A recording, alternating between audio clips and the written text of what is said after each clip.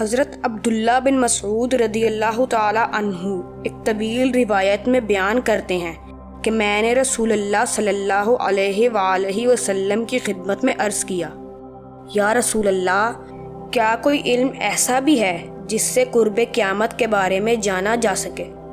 اس سوال پر آپ صلی اللہ علیہ وآلہ وسلم نے ارشاد فرمایا، اے ابن مسعود، بے شک قیامت کے کچھ آثار ہیں، علامات ہیں، وہ یہ کہ اولاد نافرمانی کے سبب والدین کے لیے غم و غصہ کا باعث ہوگی، بارش کے باوجود گرمی ہوگی اور بدکاروں کا طوفان برپا ہوگا۔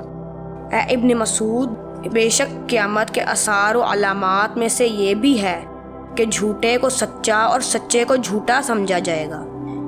اے ابن مسعود، بے شک قیامت کے آثار و علامات میں سے یہ بھی ہے کہ خیانت کرنے والے کو امین اور امین کو خیانت کرنے والا بتایا جائے گا۔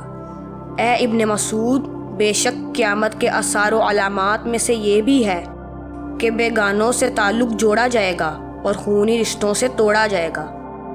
اے ابن مسعود، بے شک قیامت کے آثار و علامات میں سے یہ بھی ہے کہ ہر قبیلے کی قیادت اس کے منافقوں کے ہاتھوں میں ہوگی اور ہر بازار کی قیادت اس کے بدمعاشوں کے ہاتھ میں ہوگی۔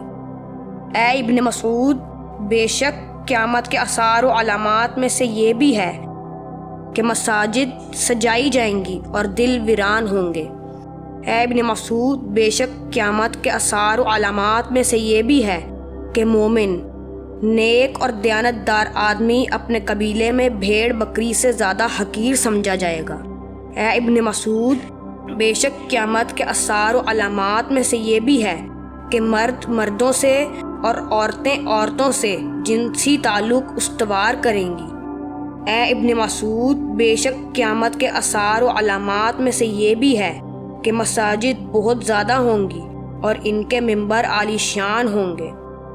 اے ابن مسعود، بے شک قیامت کے آثار و علامات میں سے یہ بھی ہے کہ دنیا کے ویرانوں کو آباد اور آبادیوں کو ویران کیا جائے گا۔ اے ابن مسعود، بے شک قیامت کے آثار و علامات میں سے یہ بھی ہے کہ گانے بجانے کا سامان عام ہوگا اور شراب نوشی کا دور دورہ ہوگا۔ اے ابن مسعود، بے شک قیامت کے آثار و علامات میں سے یہ بھی ہے کہ مختلف اقسام کی شرابیں پی جائیں گی۔ اے ابن مسعود، بے شک قیامت کے آثار و علامات میں سے یہ بھی ہے کہ معاشرے میں پولیس والوں، چغلی کرنے والوں اور تانا بازوں کی بہتات ہوگی۔